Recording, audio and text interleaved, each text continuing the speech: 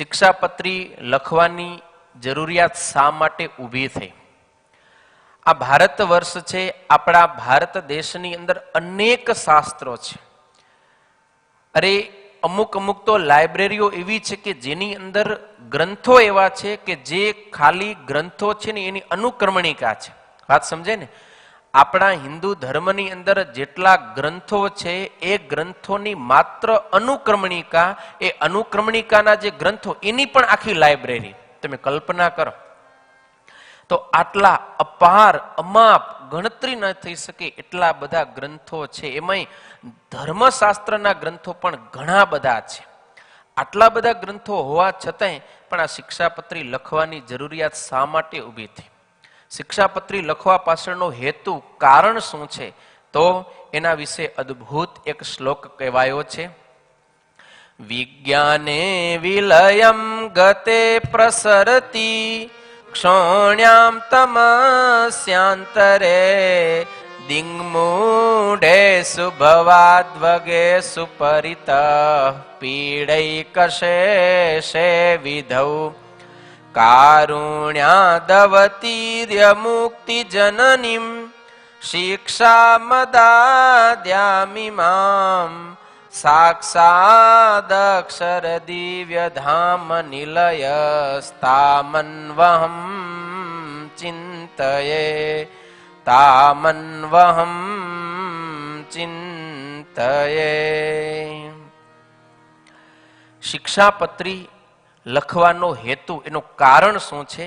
તો આપણે શિક્ષાપત્રીના અવતરણની પૂર્વ પરિસ્થિતિને થોડીક અવલોકન કરવી પડશે.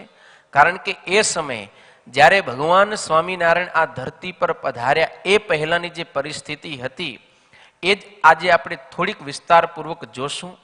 તો એ સમયે ધરતી ઉપર અધર્મ ખૂબ ફૂલ્યો ફાલ્યો હતો અને એને કારણે વિજ્ઞાન છે ને એ નાશ પામી ગયો હતો. વિજ્ઞાન એટલે આત્મા અને પરમાત્મા સંબંધી જે જ્ઞાન છે, સત અસતનો વિવેક છે, સાચું શું છે, ખોટું શું છે, શું નાશવંત છે, શું અવિનાશી છે, શું દુઃખરૂપ છે, શું સુખરૂપ છે, આ જીવાત્માઓને ખબર નથી. આ જે જ્ઞાન છે, વિવેક છે ને એ નાશ પામી ગયો અને લોકોનું અંતર છે ને અજ્ઞાનથી ભરાઈ ગયો છે.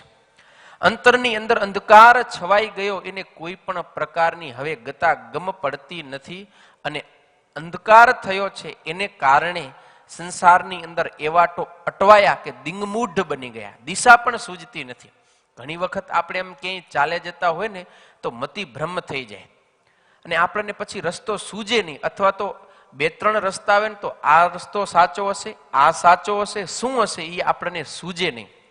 એમ જીવાત્માઓના અંતરમાં અજ્ઞાન વધી ગયું, એને કારણે એમને સુખની કોઈ દિશા ન મળી. દુઃખની અંદર જ સુખ માની અને એ મંડ્યા અને એ દુઃખને કારણે દુઃખી થઈ ગયા.